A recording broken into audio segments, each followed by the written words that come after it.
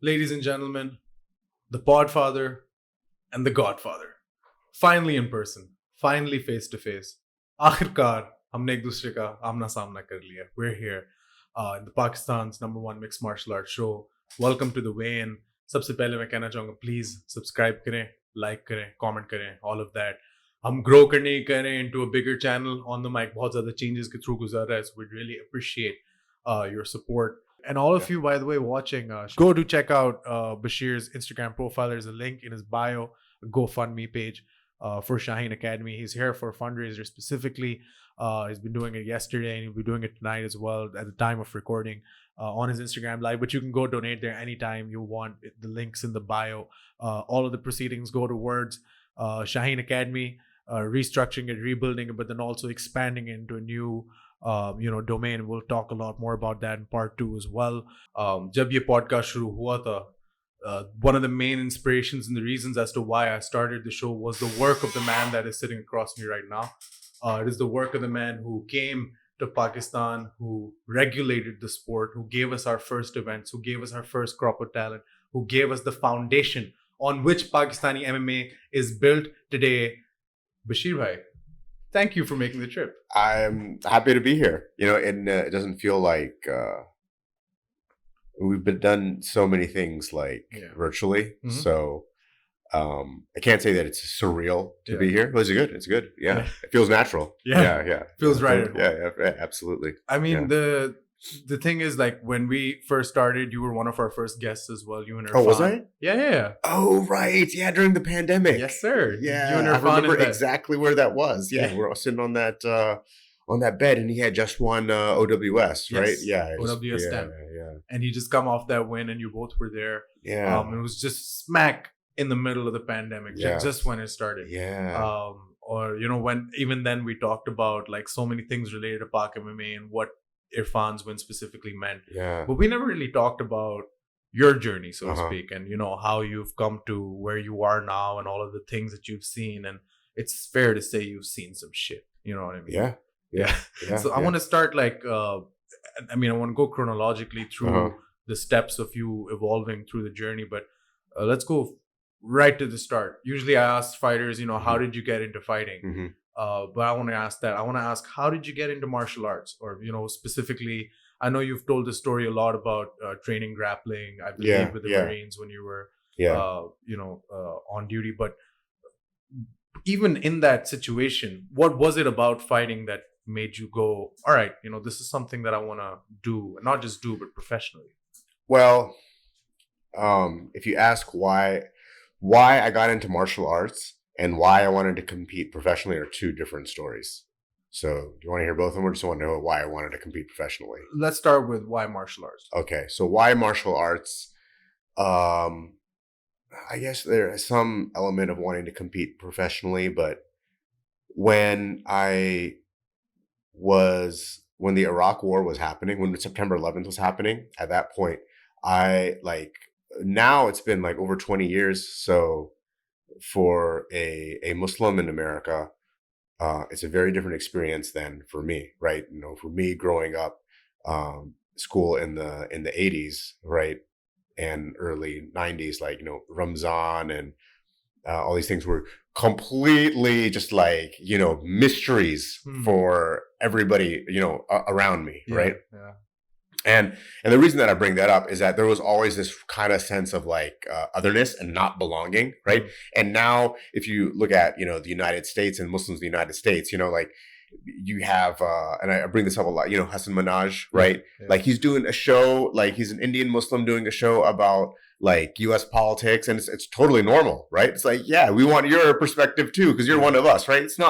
I didn't feel like that, right? I didn't feel like that at all. And so I kind of had a chip on my shoulder a little bit regarding that. And I felt like this outsider. And that kind of links to why I wanted to come back to Pakistan anyway. But so I had that. And when I joined the military at the time, and you'd be like, well, you felt like an outsider, and then you also wanted to join the military. How does that make sense, right? Well, I didn't join because I was I got to serve my country, right? It wasn't like that at all. It was I want to be a soldier, right? Yeah. Like I want to be a soldier. I want to learn some stuff. I don't know, you know. And when I was in the military, I at just coincidentally I started reading like Malcolm X's autobiography, right? And I was always a fan of Muhammad Ali. Like I have a shirt from when I was like 11 years old that I still have at my house. So it was like Muhammad Ali with that punch. I think I forget who he knocked out, but it was like, you know, he was really pissed off. It might have it was like, what's my name? You know, what's my name, right? But it's a really iconic moment where you see him like, you know, we're standing over.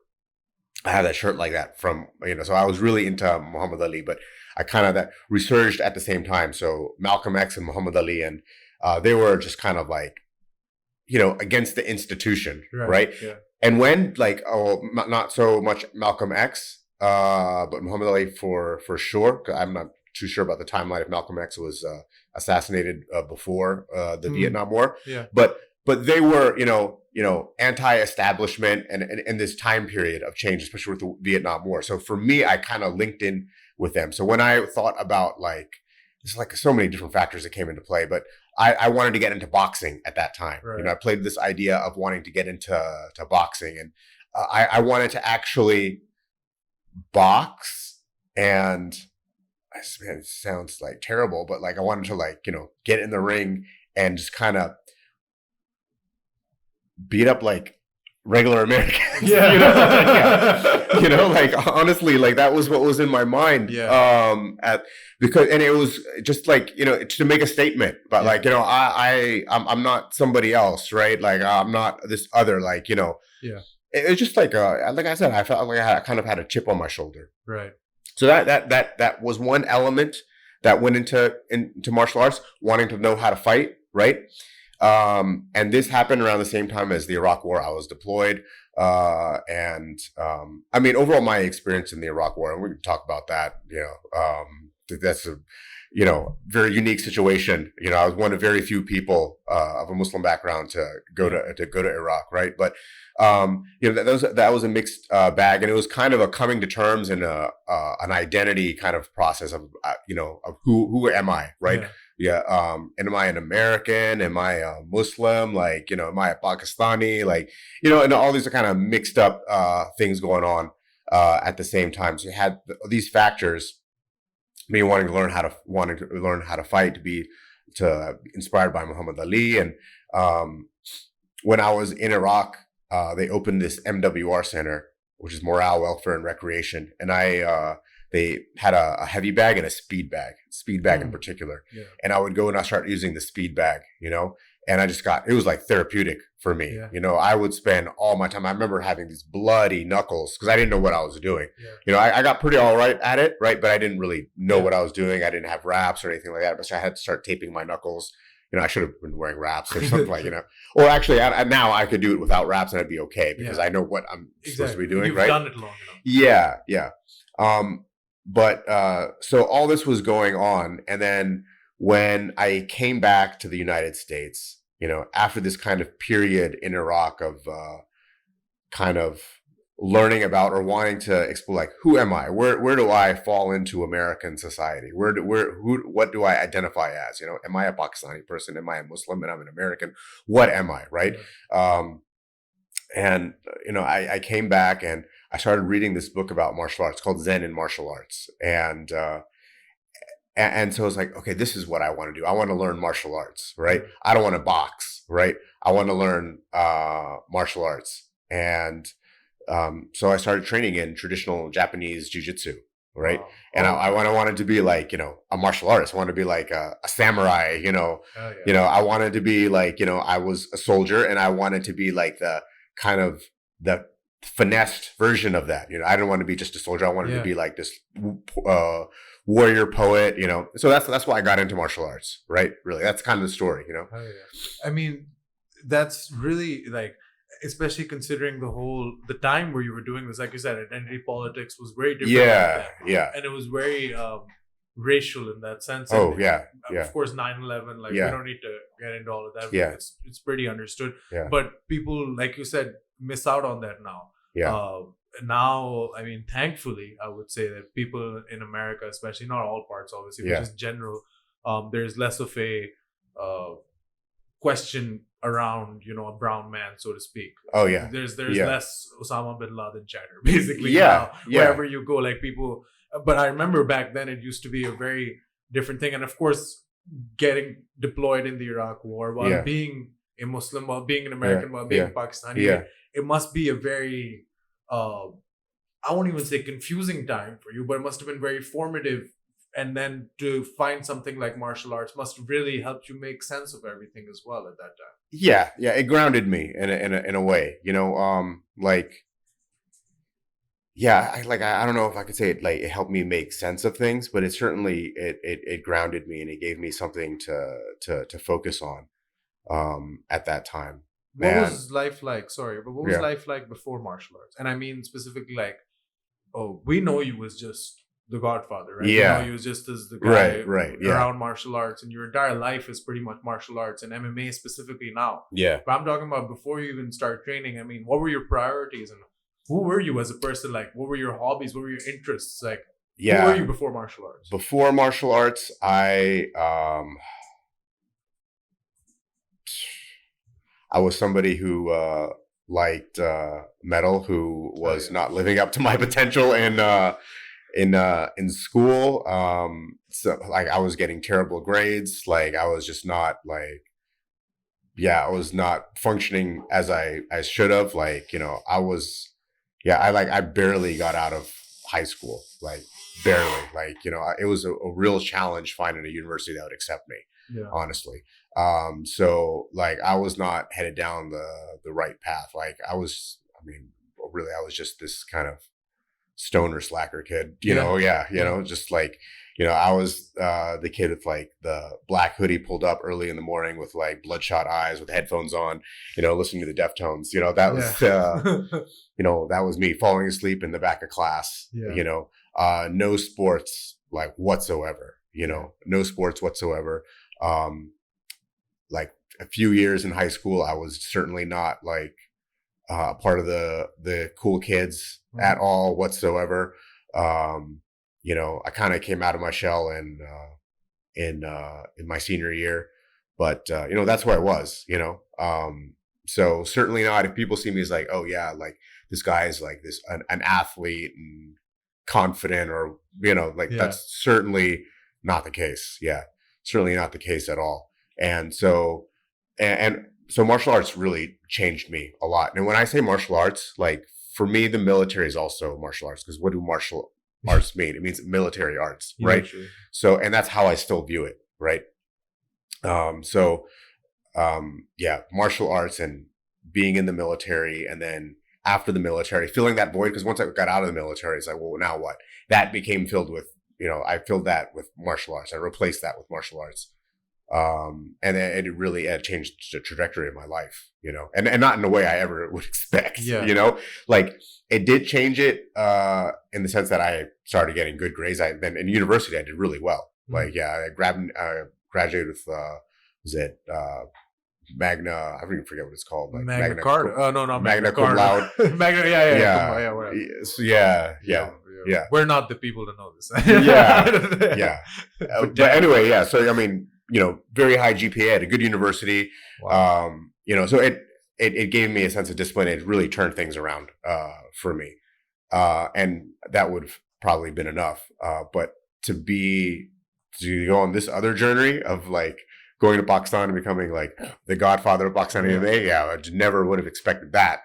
As the least, like, I never would have thought that that's where things would turn up to be through martial arts.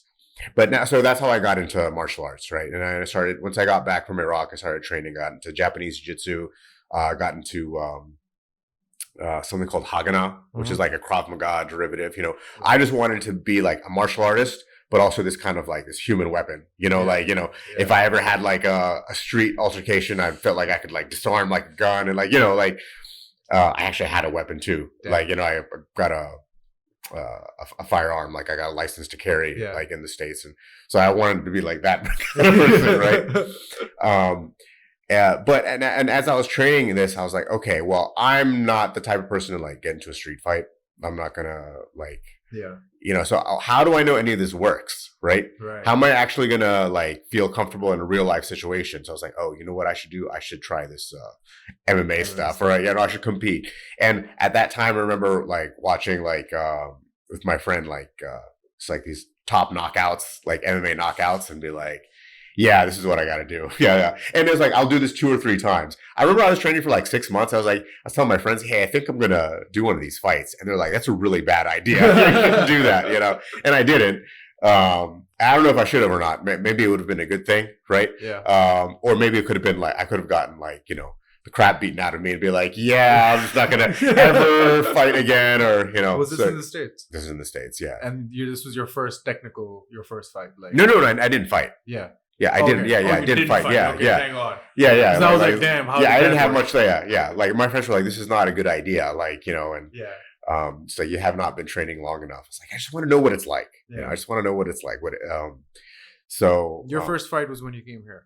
No, my first fight was in Thailand. It was in Muay Thai. My first, man. it was a Thai boxing fight. How'd that go? I lost. Oh wow. Yeah, How? Yeah. I think it was like a TKO in the 3rd round. Oh wow. Yeah. First fight ever. First fight ever. And you lose. Yeah. And what's the conversation like after that with yourself? It was a mixed bag. Like the main thing was like the main question for myself was like, okay, how am I going to like handle that, right?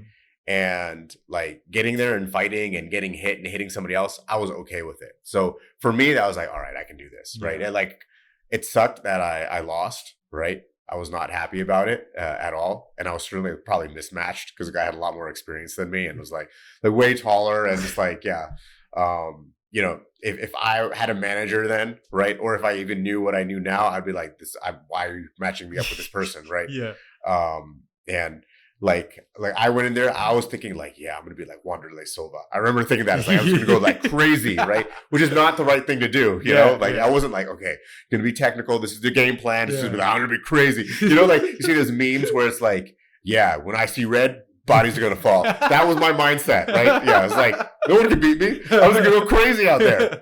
But I lost. Yeah. I lost. Yeah.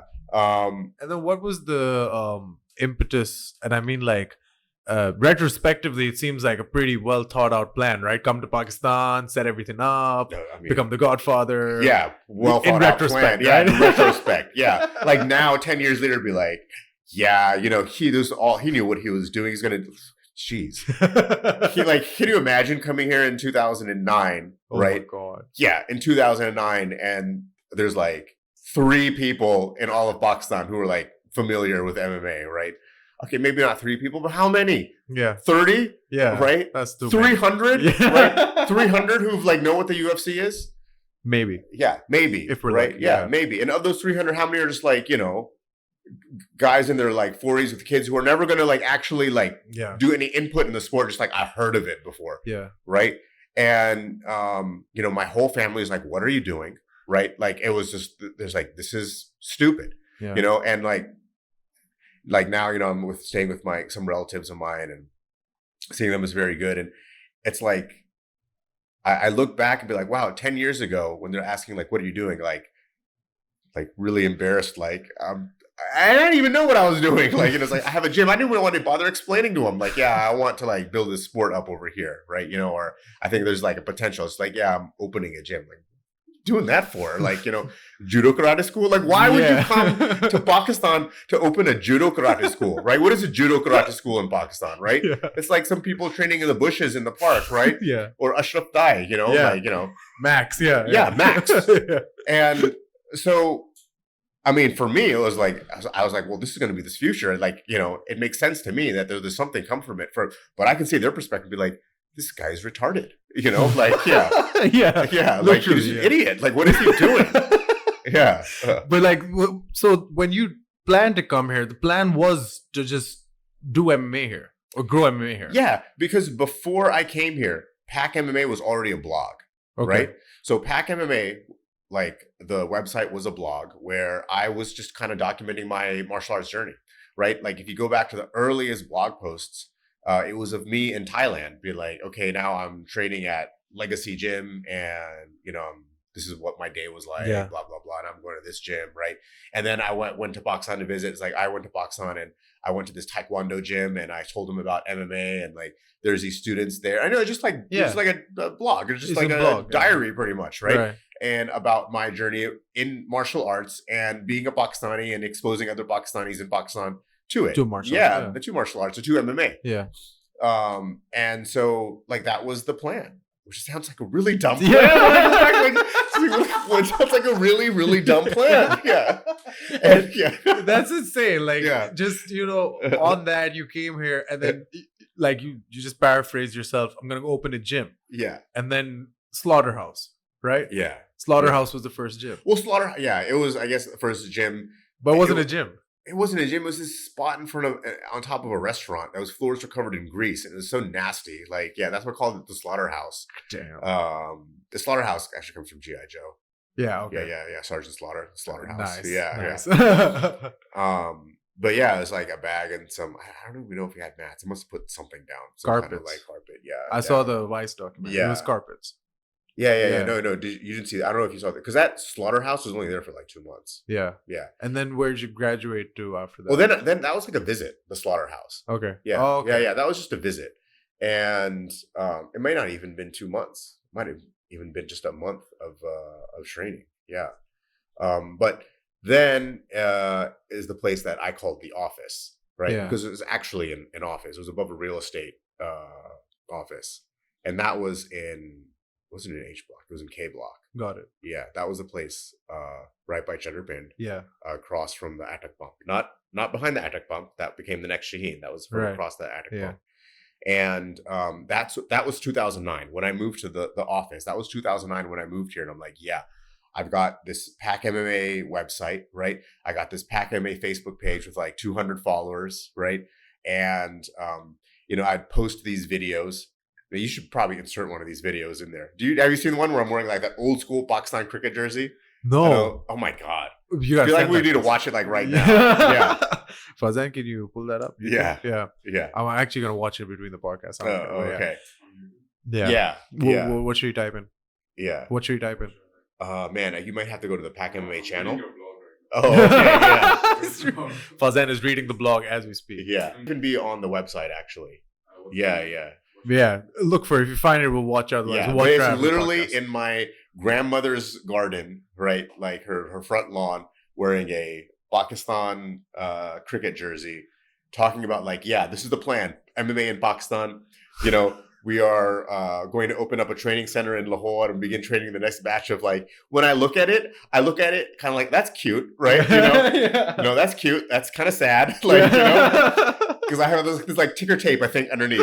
Go to backmma.com, But then at the same time, I'm like, wow. Yeah. Literally, wow. Yeah. The reason it's so crazy is because, like I said, it seems like a well thought out. And now, like, when I talk to a lot of people about MMA as well, the way, like, and we know who we're talking about, like the detractors, the haters. So whenever, like, if your subject comes up, it's always like, oh yeah, he knew what he was doing. He was here to like create a federation. He was here to take over the sport. We'd already started. He just came in and he just wanted to put his balls up. In reality, there was absolutely nothing here. No, there was nothing here. Yeah, and it should make you laugh because it's ridiculous, and it kind of speaks to how well the Godfather's plan worked in a way. You know what I mean? Because standing in your grandmother's lawn with a Pakistani cricket jersey of all things, by the way, like how beautiful is that? Yeah, it was like the old school one with like the dark green and yellow with the stripes down the side. Yeah, and here we are trying to freaking take some money that on right now. I want to hang this up here with the rest of the jerseys or something. I'm trying to find it. It's got to be around here. But that is insane. And then who were like the first group of people that you started getting in touch with immediately? Let me tell you the first person, he was very instrumental, and he's kind of, nobody knows who they are, right? It's a kid named Ali Nasir. He's not a kid anymore, but he was then. He was 17 years old. This kid in Karachi. So I posted that same video, right? Yeah. And he was like the first comment, like, you don't know anything. He's like, you're stupid. Like, you suck. Like, what do you know about MMA? Because when I saw that, I was like, oh, this guy really likes MMA, right? Yeah. He really likes it and he's defensive of it, right? Yeah. He doesn't want someone to come in here and like mess it up. Yeah, and mess it up or just like pretend that they like know stuff. So and he was like, yeah, I'll challenge you to something like that, something weird. I was like, yeah, and I reached out to him. I was like, yeah, let's meet up. And so we stayed in touch, right? And when I came to Pakistan, he went and helped to get a seminar with me at Gohar Gul's place. Wow. In Karachi. I went to Karachi. First time I went to Karachi, I met him and ordered some t-shirts. The first Pack MMA t-shirts that say like strength and honor on the back. I don't know if you ever seen those. I think I have. If you watch this one, it's actually got the most videos on the Pack MMA channel, which doesn't mean much, but it's got 55,000 views on it, which is not bad. Yeah, but it's a really old video. Damn. It's Pack MMA visits Bahama Pelwan's Akharda. Have you seen that one? I think I have, yeah. Yeah. And you see some guy like sitting there with like, that's Ali Nasir. You only see his back. And he's wearing the t-shirt. It says strength and honor on the back. Oh. Yeah. But so he was the first person that like linked up with me. You ask Etisham, right? OG, he knows who he is. You ask Sultan, he knows who he is. You ask our referee, Ali Ahmad, he knows who he is. Like all these like really core people know who Ali Nasir is. Where Nobody is he else now? In Canada. Oh man. Yeah. Is he good?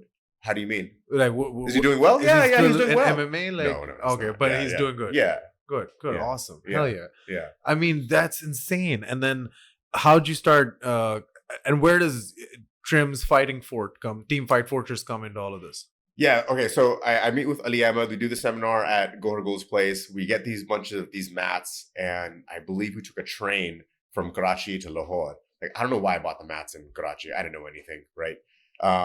And we brought them to Lahore. He came with me. This kid that I've never met before.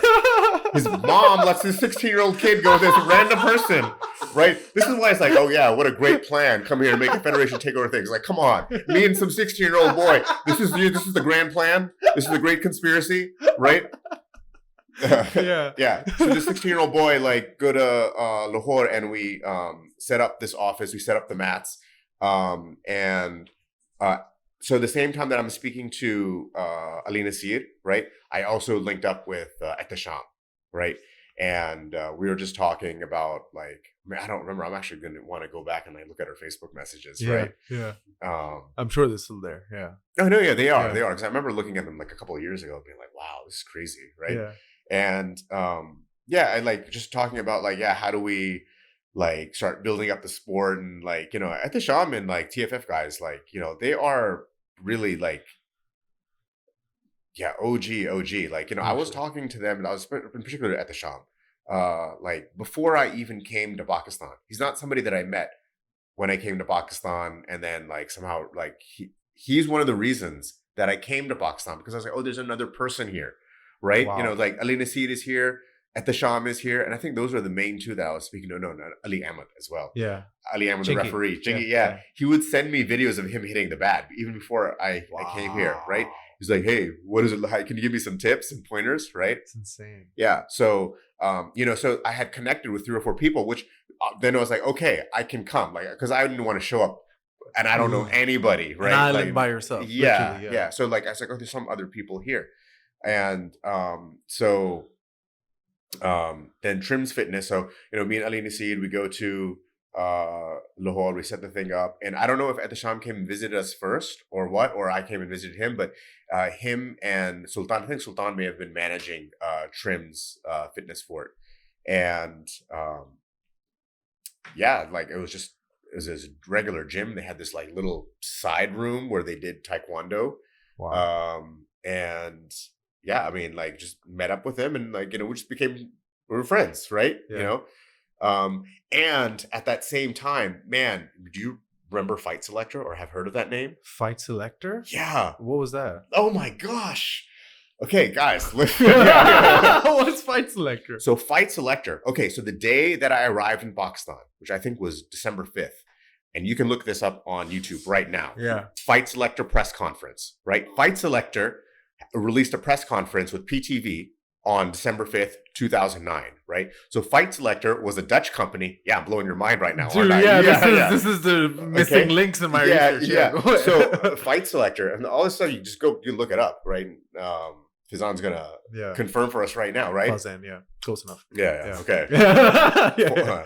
Anyway, so Fight Selector released this press conference, and I was like, "Oh, my timing! This is like, Perfect. yeah, perfect, right? Written in the stars. Yeah, exactly. Conspiracy, yeah. So, yeah. They're actually the ones. Yeah. I like, paid me $1 million. Yeah.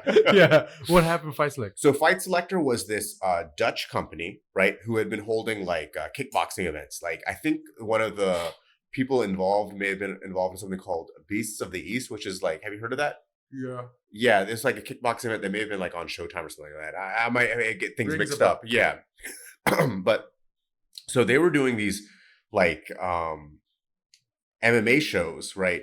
And like Pakistan of all places, and like some country in Africa. Like I forget. Like, yeah, it was really random. But the thing of the show is like you could vote via SMS, like who's gonna be either stay on the show or like who's gonna fight who, right?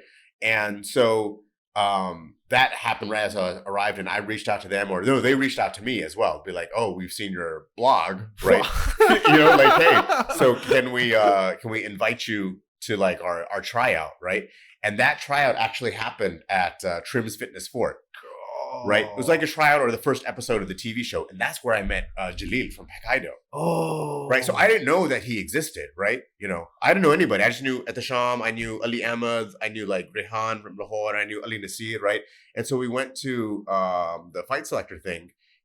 That's where I met Jaleel, and then there may have been like another, like some random people that I have who I like, some wushu or karate person or whatever, right? Yeah.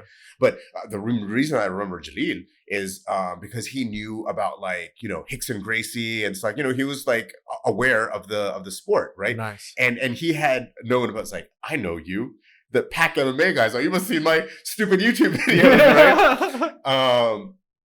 Yeah, so I met him there, right? Yeah, at that time, this Fight Selector thing. So Fight Selector never happened, right? And it was really dumb. At the time I was like, oh my God, this is it. This is huge. This Dutch company, right?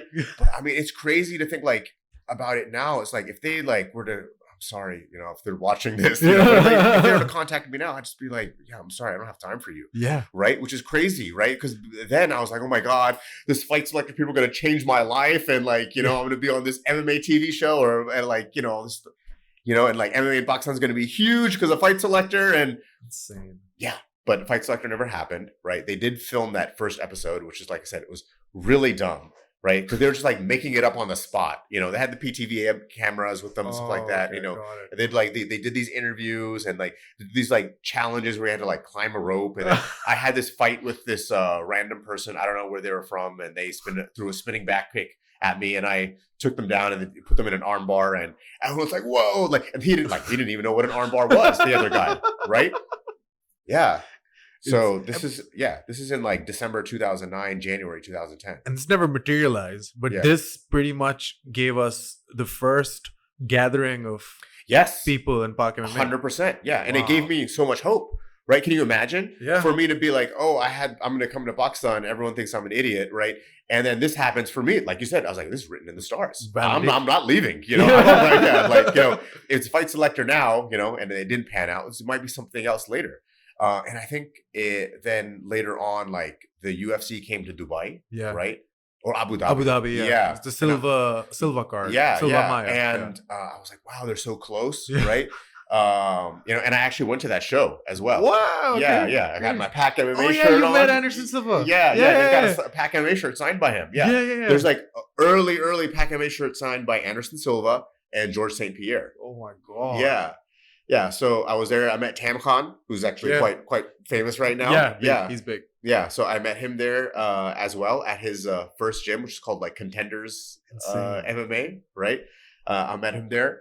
And then I came back, and then there was a movie that came out at the same. All these things happened kind of at the same time. So for me, it was like, I could tell like there's something coming, right? Like the sport, like I believed that the sport was going to be big, right? Yeah. Obviously, everyone else, like random people didn't know, but I really felt that it was going to be big. And there's this movie called Lahore. Okay. Like, yeah.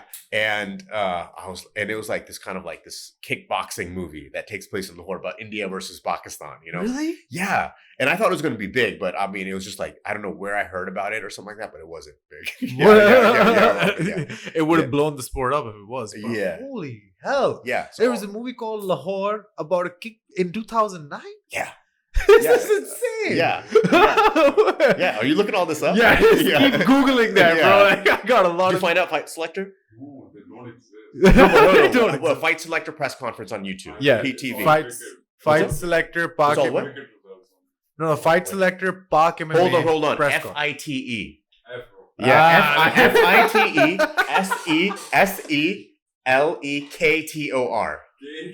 Yeah. Fight Selector, but Yeah. illiterate. Yeah. No, it must be a Dutch spelling. Yeah, Yeah, it might all be. right. Yeah, it might be. I thought Mortal Kombat Yeah. spelling or something like Yeah. that. That's Yeah, maybe insane. that too. That's insane. I mean, unless they took it down, which I don't know why they would. Oh, we'll But- find it. Don't worry. No, I'm not gonna. I'll do some digging tonight. Don't worry about it. Hold on a second. Then Bashir's gonna be looking that up as we speak right now. Yeah. Yeah, we just saw footage from Fight Selector. That's insane. That's Yeah. going in the teaser as well. Yeah. And we'll try to play it podcast ke beech mein bhi so you Yeah. guys can watch. But my God, that's insane. Yeah. So that was 2009, 2010, right? And so that gave me hope. Anyways, the question that led us here was, how'd you meet at the Sham? Yeah. Right. Yeah. So that's kind of the era and when I met him face to face. That's insane. And then from this point till Park Fight Club, it was a lot of training by yourself, getting people together, putting together Shaheen. Yeah. So Synergy, pardon me. Yeah. right? So in May of 2010 is when I opened Shaheen. So I was at an apartment and then I moved across the street behind the Actor petrol pump. And I opened Shaheen Academy, right?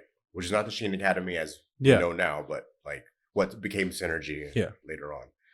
And I opened that with like, it wasn't like, oh, I'm opening a gym to make money. It's like, I need a place to train for myself because that apartment was not appropriate, Right. you know? Yeah. So it's like, I'll have a ring here, have some, like be able to hang a few bags, some mats, you know, and, you know, I'll make it, you know, look nice enough that if people want to come and train and pay money, they can, you know, and try to cover the rent. Right. You know, this is certainly not a business venture, Yeah. you know, and that's a lot of things like I always like to remind people of is like, if I came here to make money, then I really am to come to Pakistan with the intention I'm going to make money from opening a martial arts gym. Like, I'm a crackhead, you know, like, you know, just do that somewhere else. Right. Yeah. You know?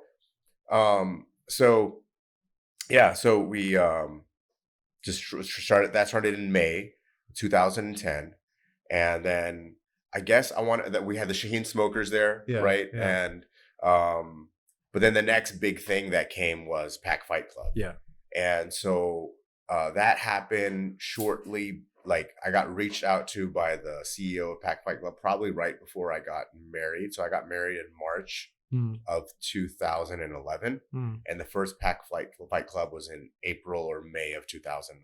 Okay. Yeah. So that was obviously like a really big event. Yeah. Right. For us. Yeah. You know, a cage, like, wow, like, you know, proper fights. Yeah. In it. And so that was what came next. Pack Fight Club. And then Pack Fight Club was like the real thing, you know. Oh, there were some bigger events before that, actually, at Gujarat at the Pack Haido headquarters. Okay, very nice. Where I took Vakar Umar to fight. Oh, let's go. Yeah. And I was quite impressed with their setup. Like, you know, they had like, what are the little tents called? Tambo? Yeah. Yeah. Tambu, Yeah. And, you know, and like in a speaker system and Oh, like it very had nice. mats set up, you know, so it was, I was like, wow, I'll come here for like an MMA event, you know, it's really cool. So, you know, that happened, but yeah, the big thing really was Pack Fight Club. Yeah. Because there's a cage, Yeah. you know, and it was the first cage in South Asia. Yeah. Yeah. Did you know that? Damn. All of South Asia. All of South Asia. So we were technically ahead. We were ahead. Yeah.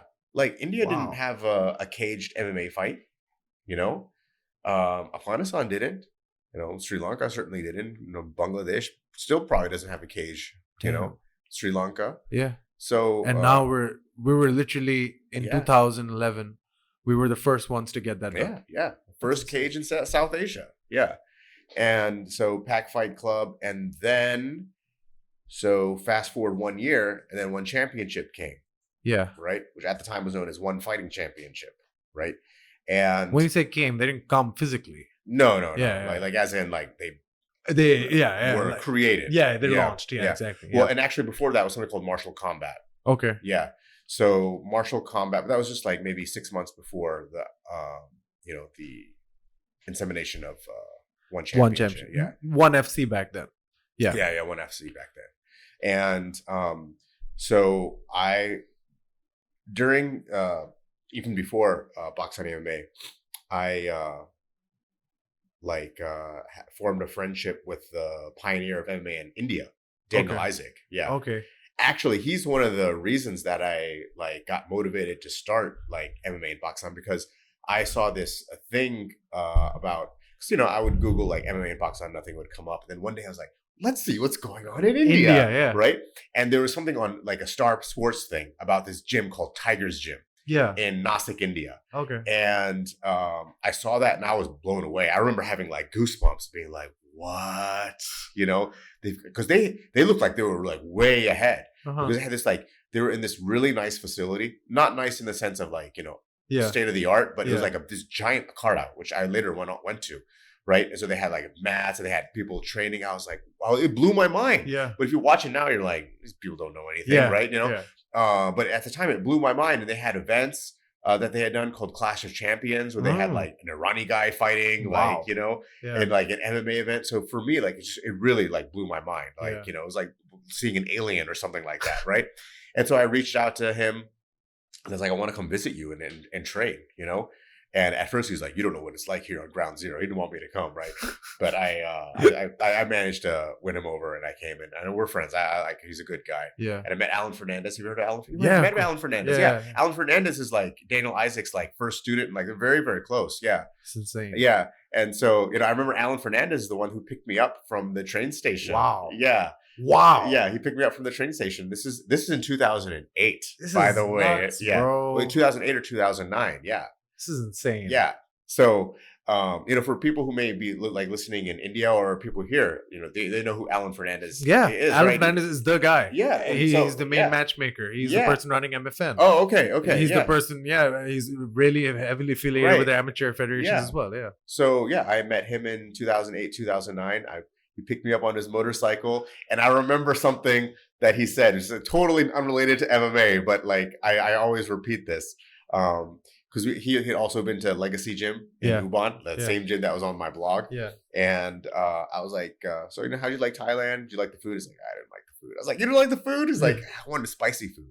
And I was like, Thai food is spicy. He's like, no, Thai food has chilies. I want spice. And I was like, yeah, that makes sense. Yeah, I get it. We have a lot more spices. I get it. I understand. Yeah. I was a really good guy. I like him. Yeah. Super sweet guy. That is brilliant. 2008. Yeah. And so I went and I saw their setup. I was like, man, these guys are doing it, right? They're bringing MMA to India. I'm going to do this in Pakistan. Yeah. So, I got to give him credit there, right? Yeah, of course. People may not want to hear that and be like, what? Indian agent.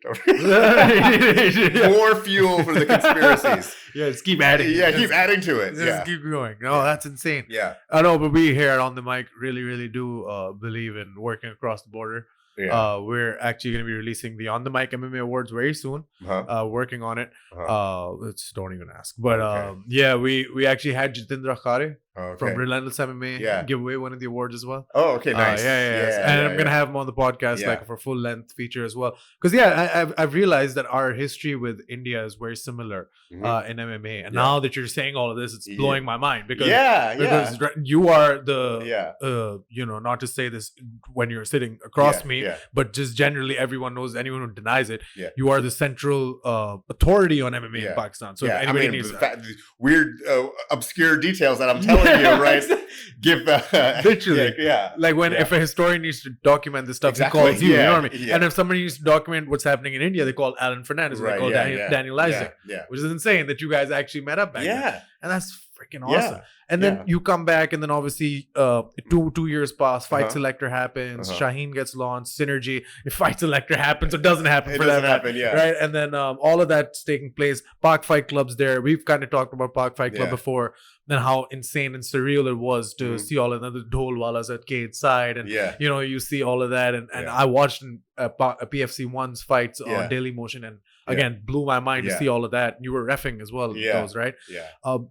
So from that, of course, you also competed, at least the one fight from Pakistan that's on your Tapology. I'm sure there were others, but the one that made it fight on Tapology was the one at Pak Fight Club 2, I believe, or was it 3? I forget. It was one of them, right? Can you open up? I think it was 2. Yeah, it was 2. It certainly wasn't 1. It wasn't 1. Yeah. And then after 2, the next fight on your Tapology is 1FC8. Yeah. Now, hold on. Now, that is the biggest jump in competition that I feel like anyone has made. One pro fight. Yeah. And then you get the call from 1FC. Well, no. See, so that's what I wanted to ask. Yeah. How the hell? I was already signed to 1 championship. I was already signed to 1 championship when I fought at Pack Fight Club. Oh. Yeah, I just hadn't debuted, but I was on their roster. How did that happen? So then that going back to Daniel Isaac, right? So Daniel Isaac, he was one of, people knew him because, people knew that India would be a big player, right? And, and Daniel was working very hard, making connections and networking with people. So when 1 championship came around, he was already kind of in that network of people, or Martial Combat, I think maybe before, right? Okay. But anyway, so they were looking for people to build their network with, to sign to the roster from various countries around Asia. And I'm pretty sure Daniel Isaac was like, hey, check this guy out, right? Yeah. Or maybe him and other people, because I had also people knew me through the Pak MMA blog in Thailand, right? Because I'm here at Legacy Gym or Tiger Muay Thai, or, and they're, you can talk to people and so I'm Pakistani, I got this blog, I'm going to write about my experience here. It sounds so lame now, right?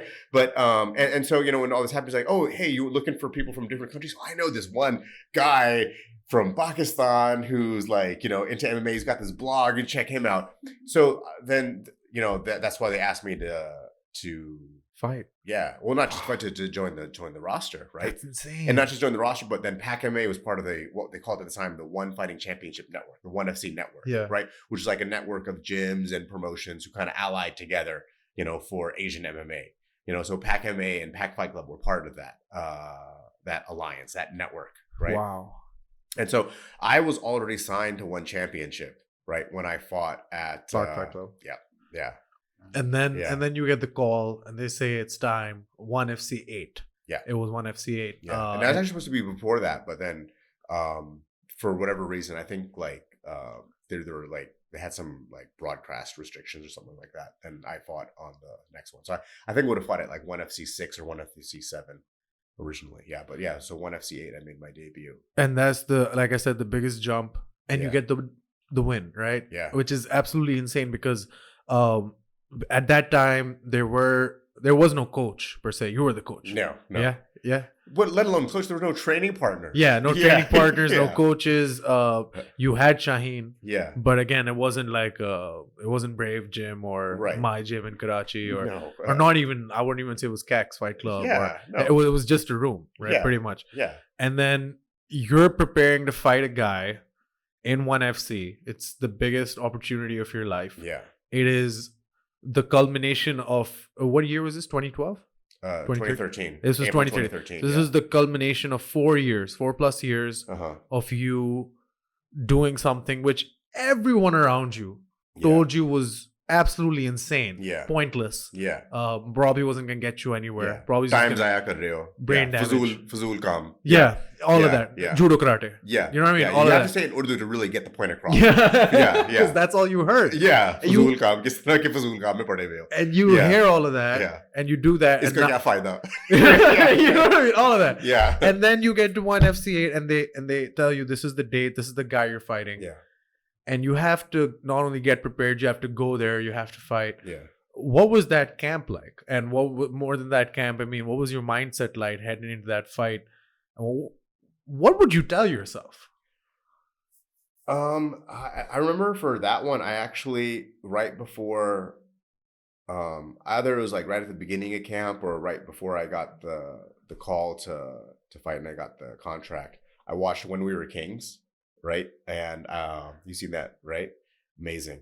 But all that self talk that Muhammad Ali did, right? I remember I would be like, this is what I'm going to do. And I would just go run and be like, I'm just going to push. Like, I'm just going to push. I'm going to push. Like, I was just like, I'm going to be confident. I'm going to be calm. Like, and I had so much because Shannon, I looked up Shannon. I knew Shannon. Like, Shannon had been in martial arts for so many years. He Like, still is. yeah, and he still is. Shannon is really good. Yeah. But at that point he'd been fighting amateur and and he'd been fighting experienced people, unlike me, Yeah. right? He was undefeated. What's that? He was undefeated. Yeah, Shannon yeah, was undefeated going Yeah. into that fight. Yeah. yeah. And he had just beat Mitch Chilson, who was like a poster child for one at the time. He And was now- literally, and I mean, yeah, Play by play. yeah. So and a lot of it was like, yeah, I think people are counting me out, but I was like, they're really underestimating me. I really it wasn't that part was not like this kind of self-talk. They're underestimating. I knew it. Like, yeah, they're underestimating me. Like, they don't they think that this Pakistani guy, it's not gonna work. If you look at the Tapology, whatever, like the predictions, it's like 92 to 8%. Wow. Yeah. It's disrespectful. Yeah. No, I liked it. Yeah, I liked it. But yeah, I mean, like the fight camp, it was me. I have to give a shout out to Ali Ahmad. Ali Ahmad is a southpaw, Yeah. right? Oh, okay. Yeah. So I sparred a lot with him. Wow. I sparred a lot with Afnan. Those two were my main ones, really. Yeah. Afnan and Ali Afnan Ahmad. was there with you as well. And he was Yeah. there with me. Yeah. Afnan and Ali Ahmad were there with me. Mahmoud Rahman was there with me. Yes. Yeah. That was a really special moment. Yeah. It was, because that was kind of the Yeah. spark that lit it all Yeah. up. And then you come back and that picture goes viral as well. Yeah. Everyone's seen it. Yeah. It was on our studio Yeah. wall as well, Yeah. right? Yeah. Bloodied, Bashir, Yeah. screaming, Yeah. right? As soon as the fight ends. This is Yeah. even before the decision, I believe. No. That's Scream. That happened at the end of the first round. Yeah, when you are cut open. Yeah, so I got cut Yeah. open, right? And I remember I got cut open, and Matt Hume comes in and he looks at it, or rather the doctor looks at it, right? And then Matt Hume's on the side, and kind of referring to each other. And Matt's like, okay, the doctor's like, okay. It's like, all right, let's go. And then that round, I ended up in the top position, ground and pound, right? And then I remember getting up, right, and I see my face covered in blood, and the crowd go. Just the crowd cheer going, right? Yeah. And then at the same time, just pumped me up. And I was like, yeah, that was amazing. Yeah, amazing moment to see my face on the screen covered in blood, to hear the whole crowd of the arena, go crazy, I mean, it was like being a gladiator, because people were going crazy because they saw this bloodlust pretty much, I don't know if, that much blood would be okay now. That was a lot of blood. Yeah, it was a lot of blood. Yeah, And I think there's a higher tolerance generally in MMA for that much blood than there is now. Yeah, but I mean, if I could capture a single moment in history where it kind of kicked off, or where it started, that was that moment when you looked up at the screen. Yeah, and then when whoever that, God bless him, took that picture of you looking up at yourself at the screen. Yeah, that single moment, because now we're 2013. Yeah. Now I'm gonna enter the story. Yeah. Because in 2013 I was in grade 10. Oh, okay. Okay, or probably grade 11. Yeah. Yeah, and I was a massive pro wrestling fan. Okay. In Pakistan. Yeah. In this house. Yeah. Where you're sitting. Okay. I used to get up at 6 a.m. to Mhm. watch these pay-per-views live. Okay. I'd come home from school Tuesday knowing Raw was on Monday, and I'd watch the day after, and then I'd watch 3 wrestling shows a week.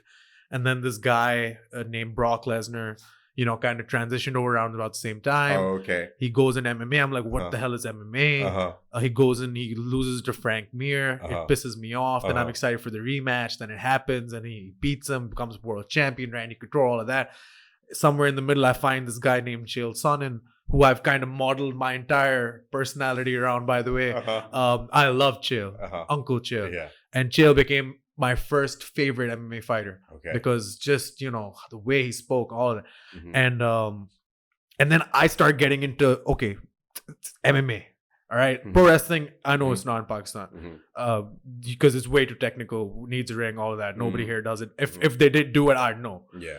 But then when I started getting MMA, I was like, are there any MMA gyms here? Yeah. And then I just typed in again MMA in Pakistan, Mhm. and guess what picture showed up? Yeah. Oh, okay. That picture Yeah, with like you know, join us now, Yeah, Synergy, yeah, Shaheen, yeah, whatever, yeah, all of that. Yeah. And then I checked, and it was like 2 minutes from my house. Yeah. I was like, what the hell is going on? Wow. And then it was yeah. it was literally Yeah, like yeah. in the I same know, block. I know where we are. Yeah, we're in the I same- ran past this place. Yeah. Yeah.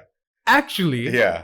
I've seen you run Uh-huh. with those gorilla shoes. Yeah. You remember yeah. those shoes you used to wear? Oh, I still wear them. And you used Yeah. to run around this block. Yeah. And I used to see you, and I said, "That's the same guy." Yeah. You know what I'm saying? And then I went to Synergy Yeah. in Double F Uh-huh.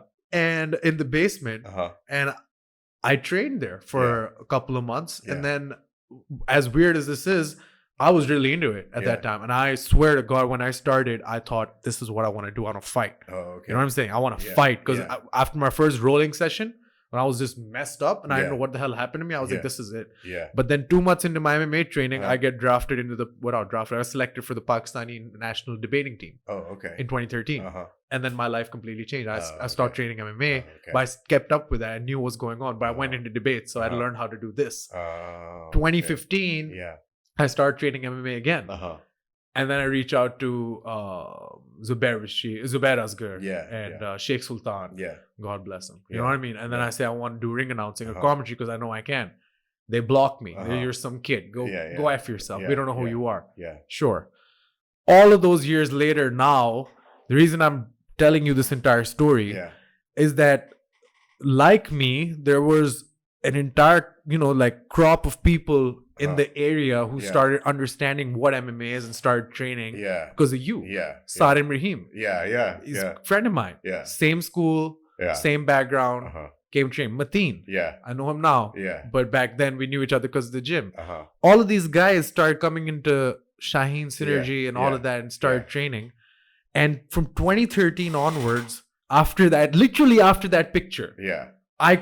back then I could sense that something's happening. Yeah. Like, Yeah. not sure what it is, Yeah. but we have a fighter now. Yeah. We have a guy who's Yeah. not just done it here, Yeah. not fighting alliance, even though, that was Yeah. really big Yeah. and really good as Yeah. well. We have a guy who actually went Yeah. and beat someone else up Yeah. in a different country. Yeah.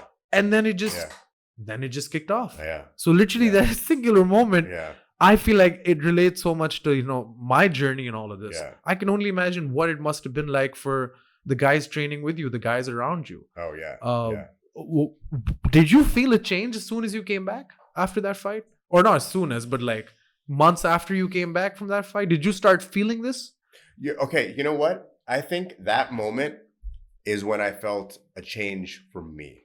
Not necessarily because before, like, if you look at like all the old Pac MMA stuff, like, yeah, sometimes in some of the videos, but if you look at like a lot of the blogs and the posts, right, it's very third person. Yeah. Right. I kind of kept myself out from the limelight. I didn't want to be known as the Godfather, all right. And that term wasn't even obviously in anyone's consciousness, right? I didn't want to known as the Pac MMA guy or anything like that, or the CEO of Pac MMA, right? I kind of generally avoided that. I did not really market, things. So for me, my mindset was always about how I want to make the sport grow, right? And I saw the sport growing, and I felt like the sport was going to grow and is going to go somewhere and be something. But the really is that's when things for me, it became changed for me, right? Because I did want to be an athlete. I wanted to compete, right? But I was kind of busy with other things, right? I'm busy with, getting people to know about the sport, doing the seminars, running the events, right? All this sort of stuff, and my mind was kind of about that. When I had the fight and then I came back from that, then it's like, okay, like now I'm into a phase where it's now about my career. Yeah. Other things were being handled as well, of course, right? But now it was entering a different phase, because before that was like my career was kind of like, yeah, hopefully I'll be able to do this, right? But I did feel like I was kind of being held back a little bit by all this other stuff, Of course. Yeah. And I don't mean held back in a negative sense, but you know what I mean? It's just like, you so know, added yeah, responsibility. yeah, So much responsibility to Yeah. take the burden of an entire country on your shoulders Yeah. and say And- that I'm going to change things here. Yeah. You know, and then like, you know, like even now, like guys who are competing, they're like, well, I can't teach. I got to go to Fairtex or go overseas to Tiger Muay Thai or go wherever to AKA, right, to train properly, right? So people recognize that, right? And so, you know, when I fought, it was like, okay, because like, you know, I had like a 4-6 week training camp for it, Yeah. for that, right? Yeah. Where it's kind of like I started to focus on myself, but then when I fought and I won, then it was like, okay, now I've entered this kind of new phase where it's like, Yeah. you know, so when you say, did things change? Yeah, things changed, but like my perspective also changed as well. Like it kind of became about me, Of you course. know? Yeah, at that point. And I think also that's where like maybe I get a lot of flack, Yes. right? You know, it's Correct. like, oh, jeet kiya hai, but okay, but like, what am I supposed to do? Yeah. Right? I'm like an athlete, you know, Yeah. and I'm supposed to like you're supposed to be selfish in many respects Of as an course. athlete, right? So And yeah, I'll what do you actually, expect? Yeah. and I actually add to that, Yeah. the thing that I feel like, and of course, like Mhm. you said, this is the groundworks pretty much for the criticism that Yeah. you know you did the work that you're Yeah. supposed to do. You went Yeah. out, got the opportunity, Yeah. you won, you Yeah. came back, and then after that, the thing that people tend to criticize you on is just how good you were able to market yourself Yeah. in that way, Yeah. which is Yeah. the dumbest thing to criticize anyone on. Yeah. Because if there's one thing, Yeah. if there's one thing that I wish Yeah. fighters, promotions, Yeah. promoters, Yeah. federations, Yeah. federation presidents, Yeah. myself, Yeah. one thing I wish everyone in the Pak MMA circle would do better Yeah. today Yeah. is to market themselves. Yeah. That's literally Yeah. why we started on the mic. Yeah. Because I Yeah. felt like fighters were doing exactly what they needed to do. Yeah. Fighters were at the level they should be. Yeah. Because after watching Sarai Fight Night, was the first time I ever saw fights Yeah. live in 2019. Yeah.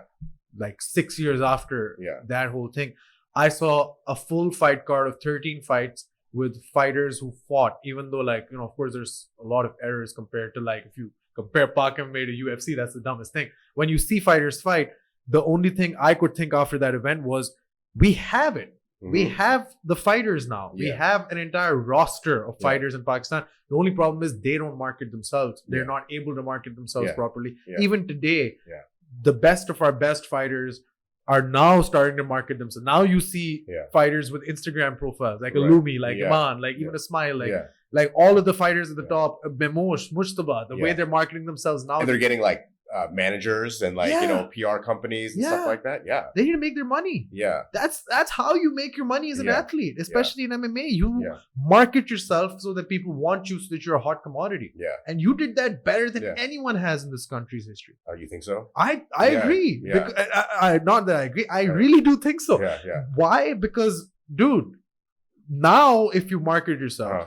you have a lot of groundwork to work with. So, Yeah. for example, if somebody wants to launch a promotion, Yeah. they contact me. Yeah. They say, and what can we give them? Yeah. 5,000 views per video Yeah. on Instagram Yeah. if we're lucky. Yeah. 10,000 if we're like Yeah. really hitting the mark. Yeah. That's nothing. Yeah. But at least they have people now. You know Yeah. what I mean? They have on the mic, they Yeah. have gyms with Instagram profiles. Yeah, They have yeah. other fighters who can give them shout out. Yeah. When you did it, Yeah. it was like No. Yeah. a rat yeah. pissing Yeah. on God. Nobody knows it's happening until Yeah. you tell them it's happening. Right. Yeah. Exactly. Yeah. Exactly. Where am I going to go and talk about it? You know? Then who Like, are you you know, talking to? Yeah. Exactly. Yeah.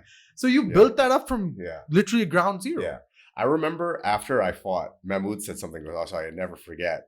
And I was like, man, you're crazy. But I understand where he was coming from. Yeah.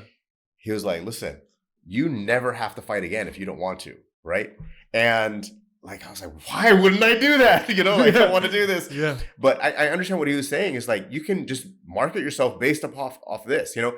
And, you know, looking back, I actually feel like maybe I didn't market myself enough. You know, I kind of feel like maybe I just held back about a little being a bit too humble, you know? Yeah. I'm sure there's a lot of people who are not going to want to hear that. Like, you weren't humble, you know? Like, but I feel like I was, Yeah. you know? Yeah, you know, just because I was marketing myself doesn't, you know, Yeah. doesn't make me not humble. You know, it's like I got to do this. Yeah. I want to make a career out of this, Exactly. you know? And more importantly, you Yeah. got to make money off of this. Yeah. And not Yeah. just you, everyone has to. Yeah. What's the Yeah. point of doing this if you're not making money? Yeah. Because I swear to God, it's not the views, it's not the fame, it's not the clout. No. Like, Yeah. if I just talk about on the mic specifically, Yeah. it's not the views or the fame or the clout. Yeah. I know no matter what we put up, it could Mhm. be the secrets of the universe. Yeah. And as long as it has MMA in the title, people Yeah. might not click on it. Yeah. But we're not doing it for now. We're doing it for 10 years from now. Yeah. So that people 10 years from now watch this and they go, oh my Right, God. yeah. Especially this podcast. Yeah, yeah, They go, yeah. oh my God, this Yeah. is what happened. Yeah. Yeah. Bashir Ahmad was yeah. in a garden, a Pakistani t-shirt, you know what I mean? Yeah. So that's not why you were doing. But one thing that everyone should, at least on a base level, try to get done is get paid. Yeah. Because then what Well, do I you? mean, how are you going to train, right? Not like how are you going to be able to focus on just competing, you know? Or live for Yeah, that yeah, matter, yeah, man. Like yeah, it's yeah. such a you know, like I can't make this my full-time thing. Mhm. A lot of fighters can't make this MMA I their want to say full-time thing. most. Yeah. Yeah. And especially not over the long term. Large Yeah, majority. Yeah. Like if nothing else, they're at least training people, which Yeah. is, you know, close to their craft, but it's still work other than Yeah. fighting. Yeah. So yeah, dude, like I feel like today, if there's one lesson to be taken away from your work, Yeah. and I'm glad people are starting to do it now, Yeah. it's that they should put themselves out there as much as they can. And if somebody's giving them flack for them, great. Yeah. That's even better. Yeah. Because that's just, you know, all what was that Eric Bischoff saying? Controversy creates cash. Mhm. All news is good Mhm. news. You know what I'm Mhm. saying? Mhm. Because ultimately, like, even if there are people who are hating on Pak MMA, that's people who are engaging with Pak MMA. Yeah. You know what Yeah. I'm saying? Yeah. Damn, that's absolutely mind blowing. I've enjoyed talking Yeah. about the past so Yeah. much because, you know, this is the information that I hope somebody gets and, you know, just gathers at some point and then just, Yeah. you know, documents it in like Yeah. a very good way, because this is the history of literally an entire sport subculture. Yeah. And now, like, if you contrast, of course, 2009 to 2023, Uh-huh. obviously so much has changed. Also, so much hasn't changed, if I'm being honest. Yeah. If you look at it, because obviously there's been a lot of development in the sport. A lot of different actors and a lot of different gyms have come up. They've set their ground. They've created their fighters. The landscape looks so different today, but there's still this similar problems, like, you know, if somebody's doing well, the other person might not. But then again, I've realized these things are human nature. Yeah. It's a very competitive sporting environment.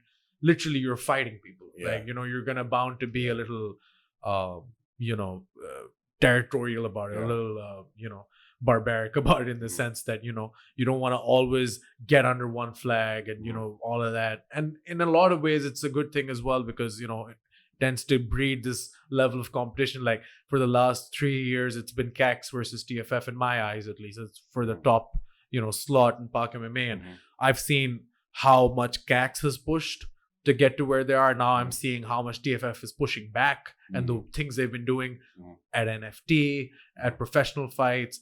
TFF is back basically now. And it's such a different, vastly different landscape.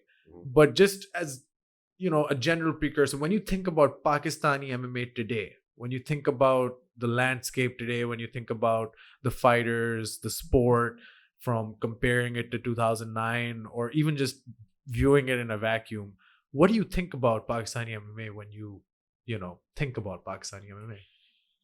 I mean, it's kind of where I expected it to go, you know, like, and it's like, I didn't like exactly predict the future in the sense that I knew what it would look like, but I knew that it would grow. Right. Yeah. And like, I knew that we'd have people in, you know, and competing in big promotions, which they are. Yeah. You know, we've got Mujtaba fighting Sage Northcutt at One Championship's debut in the United States. Like, that's huge. Insane. Right. And it's just going to continue to grow. But I agree with you that like a lot of things haven't changed. Right. But a lot of things have. We have girls competing, you know, like not just one, but multiple girls like competing, like weight divisions. Yeah, exactly. So I think it's awesome.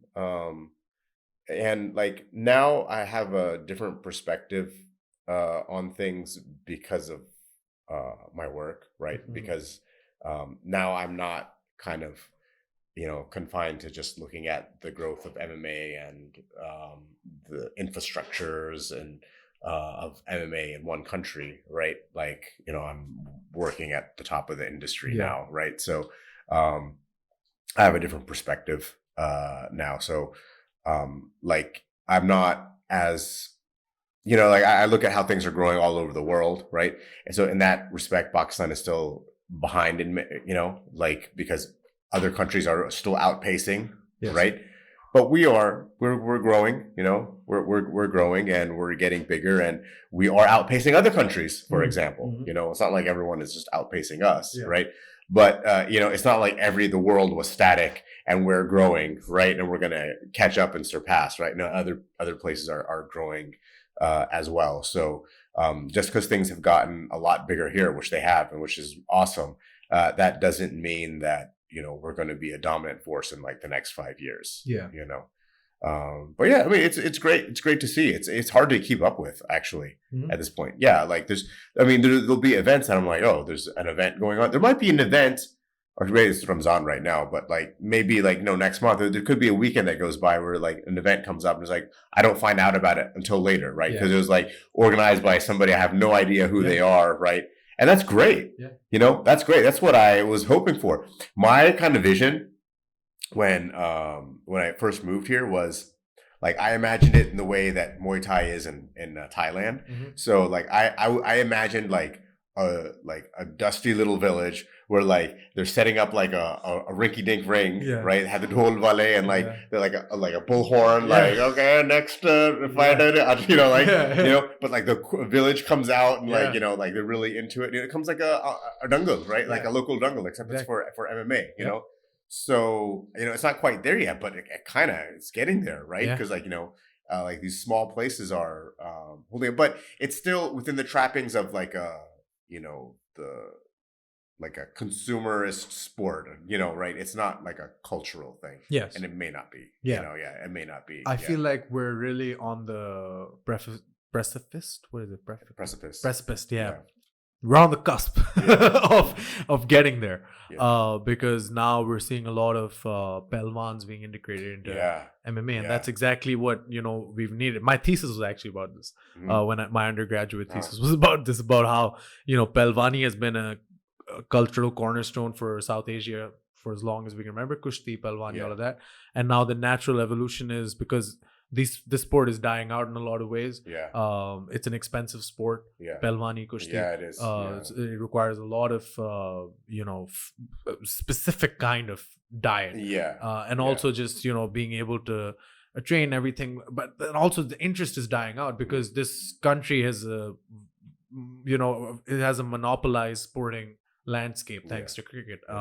But at the same time, now with these guys coming in, a more modernized sport, I honestly am starting to feel like MMA in a very short amount of time could easily become the number 2 sport, because that number 2 spot is very much up for taking. What is the number 2 spot right I now? was just going to ask you, do you know? Because I don't. I have no Do idea. you know? Football, I wouldn't. Like, I mean, God bless football. I hope it keeps working. But football's gone through some shit as well. And honestly speaking, compare the level of achievement for football and MMA. We're outperforming them. If I'm being honest. Because like our team isn't competing at the Asian Championships at a high level, but we're winning world medals. You know what I mean? And we're competing at Brave, and we're competing at One, and we're winning. And we have notable people that that the mainstream industry knows about. Right? Like if you look at like the mainstream football industry, did you know any Pakistani football players? Probably not. And now it's we're at a point where the ones who did become somewhat stars in football for the last 10 years didn't get to play any football. And now they're kind of fizzling out. New ones are coming in. So it's because of that like federation. So that was a big problem. And so I feel like we're right there. Actually, it's a beautiful segue. Were there any federations when you were here initially? No. And gosh, it was one of the most annoying things, right? Is like when I arrived here, it's like 2 months later, someone's like, it's a federation, but no. I'm like, what's a federation? Like, what's a federation going to do? Like, it's a federation, right? And there's a lot of pressure and a lot of misconceptions like, oh, this PAC MA is a federation. I never meant it to be a federation. And it's not a federation. Thank God now, because there was a point where I was like, I guess I'm going to have to do this, right? But I'm glad that it didn't happen because I just don't want to get involved in any of that. And especially like maybe at this point, as the sport has grown and the amateur scene is like, is something that needs to be like overseen. I wouldn't have said it has to be overseen, but it could be overseen, right? It could be regulated because it's big enough, right? The federation has its role, but at that point in the beginning, it 100% certainly did not have its role or any place in Pakistani MMA. Like it was just detracted, just taking people's like mental energy like away from things, you know. Yeah. And So- now, I mean, you look at the way things are structured. Uh-huh. Federations now in Pak MMA have very real ramifications in the sense that now, so the problem with the federation Mhm. is that if you have a federation structure and it somehow gets aligned with your central governing bodies, your Yeah. sports board Yeah. or whatever, then the problem is that whoever's in charge of that federation Yeah. could potentially have the ability of saying, this guy's not allowed to hold an event. 100%. This And guy that- should not be yes. holding an event. We're going to block this event. Yeah. We're not going to allow this event. Yeah. Which is basically the big problem with wushu and kickboxing, right? Yeah. So it's Yeah. the people who are running the federation, they do the Yeah. event when they Yeah. can, when they Yeah. want to. Yeah. And anyone else who's trying to get that Yeah. done is either blockaded or if Yeah. at worst, best case scenario is inconvenienced, Yeah. right? Yeah. I don't think we have any room for that kind of a... Absolutely not. And my perspective, I'm very much kind of like a small government, like less interference Yes. in people's lives. That is my philosophy, and it certainly applies to this situation. Pakistan has other problems to deal with than who's holding like a sports event, right? And to have the government involved in like regulating this, it's just it's a recipe for bad things. Disaster. I think. Yeah, For sure. yeah. Because I feel like the death of the sport, Uh-huh. we've been talking about the birth of the sport Yeah. for the first half. But if I Yeah. talk about the death of the sport would be when we aren't allowed to keep doing MMA the way it's been running. Yeah, And of course, there's a lot of things wrong with the way it's been running. yeah, But at the same time, it's been running yeah. organically. But that's Pakistan, Yeah. right? It just keeps running, right? Yeah. Yeah. It just keeps running. Like, so Pakistan is kind of a place where it's not ready to try to be like controlled, like I mean, if you were to control Pakistan, like you'd have to have like a benevolent dictator. You'd have to have like, that's like, okay, if you want to like try to control it, it's going to have to be with like the right person. Yeah. Right. Otherwise, but that's very unlikely to happen. You're more likely to get a bad person. Yeah. Right. Or more likely to get somebody who's going to not just have the self-interest at heart, right? Not be swayed by their self-interests, right? You're not going to have like an Eidi come in to, become like dictator of Pakistan, Yeah, right? I don't see that happening. Yeah. So yeah, it's not the place. Yeah. Yeah. And then, of Yeah, course, yeah. the other ramifications for having a federation is now it's, so Gamma and IMF completely different. But then if you just look at IMF specifically, but Gamma operates in a similar sphere as well. Whoever is in charge of the federation essentially has the power to send whoever they want to IMF. Because ultimately there is no, and this is my problem as well, there is no strict procedural requirement from IMF that you have to specifically send or you have to go through a process to finalize. There is, isn't there? I don't think so. Like, I mean, one of the requirements for a global federation is supposed to be democratic, right? And if it's democratic, that means there has to be like a transparent and fair process for people to advance through. Yeah. To be able to go compete? To go compete internationally. Yeah. Well, Yeah. if they... I mean, I have not been in touch for a number of years now, Yeah. so don't quote me on that, but I do know that for the government federations, for the national federations, to be democratic is certainly something that I believe is a requirement. Right. Yeah. And right now we're in a position where there's not even opposing forces, it's two forces that are operating completely two different complete domains. Like one's looking after things on a very national level, so to speak, like and the other federations basically handling getting the team, sending it, accompanying it, bringing it back.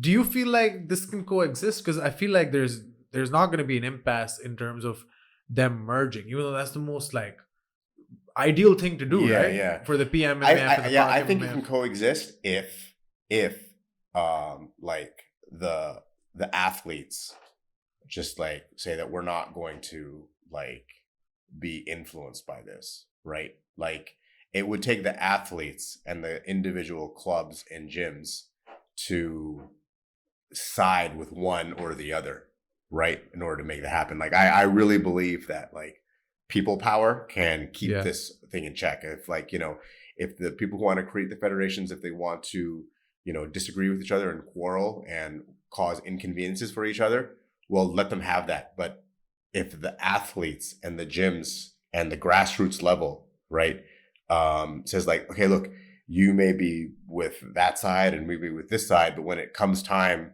to compete overseas, it should be fair, right? I think it can happen because like you can't, if you have if one federation were to have the power and the authority to restrict the other one, but they don't have the people, Yeah. then what are they going to do, right? Yeah. Like I feel like it'd blow up in their face eventually, So I think one way we could continue on, where like I mean, like look at right now in the government, right? You have two factions fighting, Yeah. right? But the country's still, I mean, it's Yeah. not easy, but it's still like life goes on, right? Yeah. There could be that situation, Right. and hopefully that situation. Ideally, I just don't see this happening. It's like you said, like some kind of like merger. Is there any kind of a requirement of a fighters union? Do you think in these kind of situations? Because my biggest problem with Yeah. all of this is that at the end of the day, it's the federations, they're operating for their own existence, so to speak. They're operating so that they can grow the sport. Yeah. Obviously, that's a big part of it.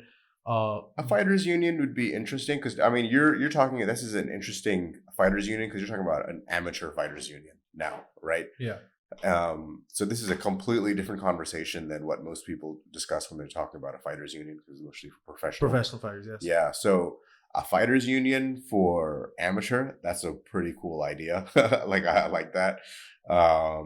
Because honestly, Yeah. that's like Yeah. you said, that's the way we counter it, right? Yeah. People power, so to speak. is Yeah. Getting around the same platform and Yeah. having them have a voice as to what they think is right or wrong. Yeah. Right? Yeah. Because ultimately, the fight, I know this for a fact, Yeah. not one single fighter Yeah. in this country Yeah. gives a shit Yeah. about who's running what. Yeah. They just Yeah. need an opportunity Yeah. to train.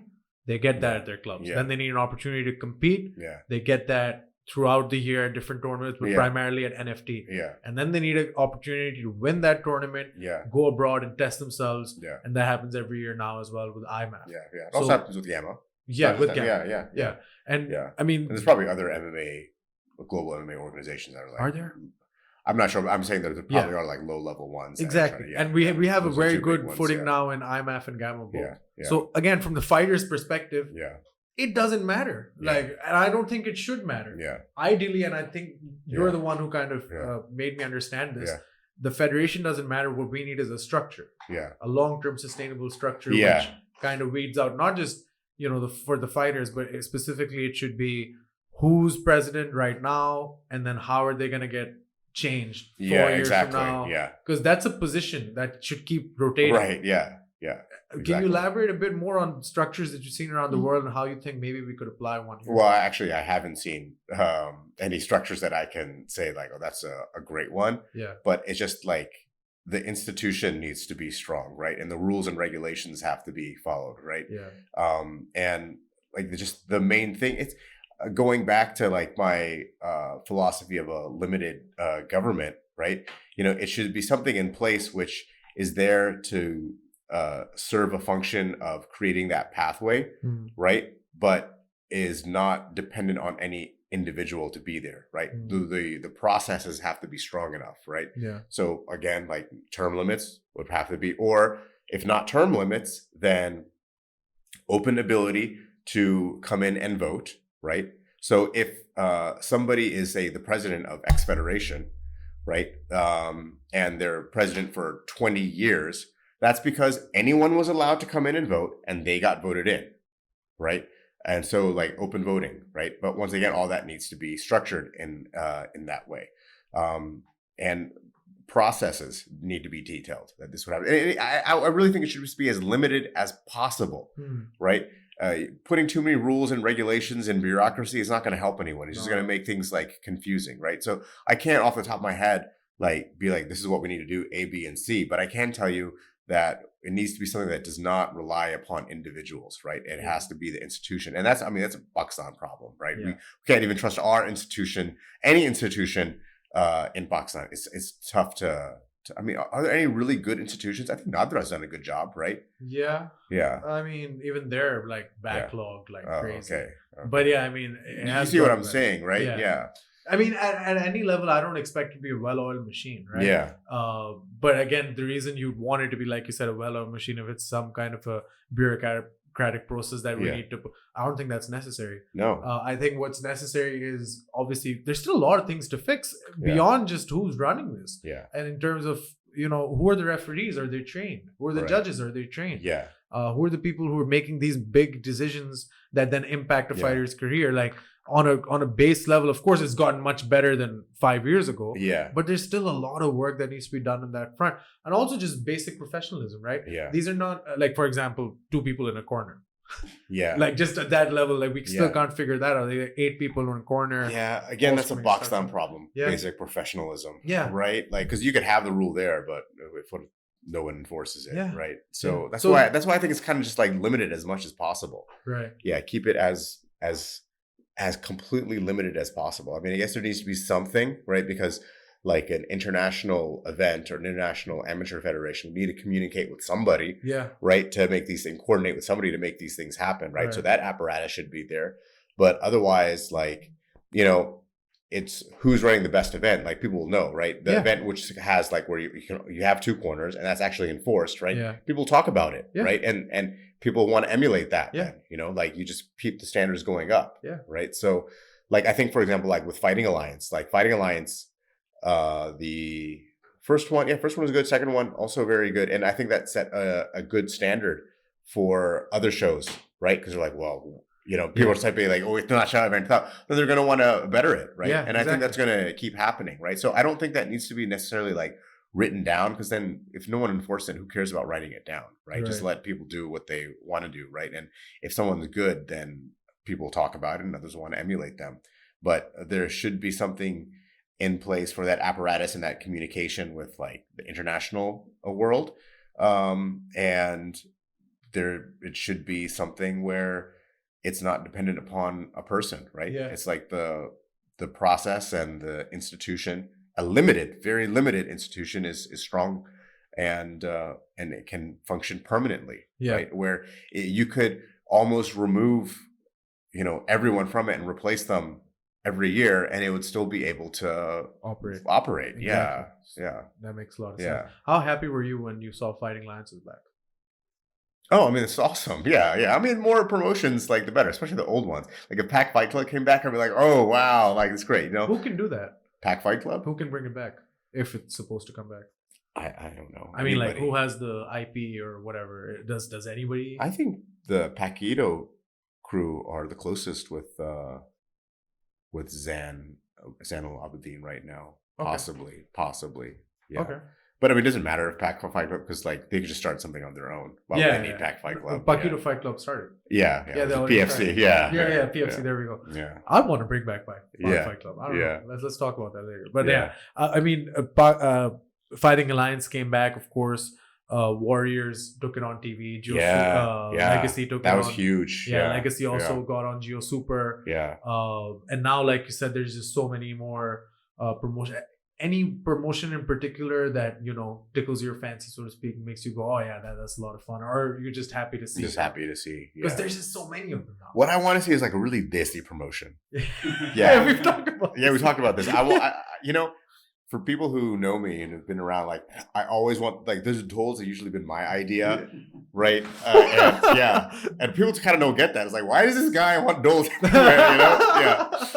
So, like someone with like that big handlebar mustache and like pilwans. What are those things called? I don't know. The big.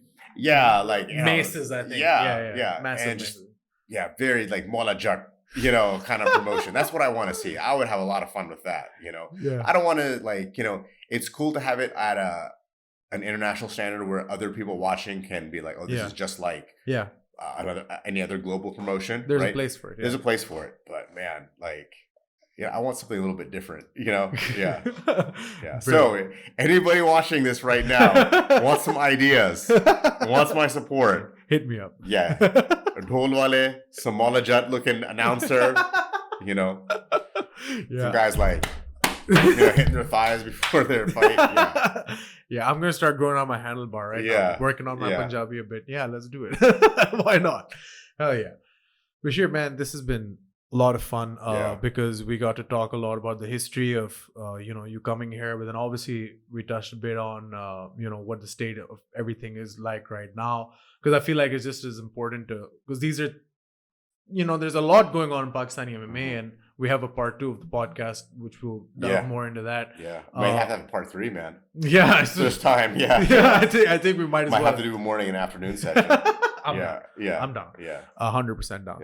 But literally, like we've already touched so much, but there's still so much to discuss. I know. But there's like some things which are just, they keep me up at night that I feel like might be a threat to the existence of the sport, like this federation stuff. So I thought it'd be best to get it out of the way in part 1. But yeah, dude, we're going to talk a lot more about your time in Pakistan in part 2 and what it's been like, because that's going to be kind of after the week that you spend here. And then, we got a lot more to touch on. And thanks for taking out the time. Yeah. It's good. And all of you, by the way, watching, should have plugged this at the start. We'll try to plug it at the start. See if you can cut it right here. But go to check out Bashir's Instagram profile. There's a link in his bio, a GoFundMe page. For Shaheen Academy. He's here for a fundraiser specifically. He's been doing it yesterday and he'll be doing it tonight as well at the time of recording on his Instagram live. But you can go donate there anytime you want. The link's in the bio.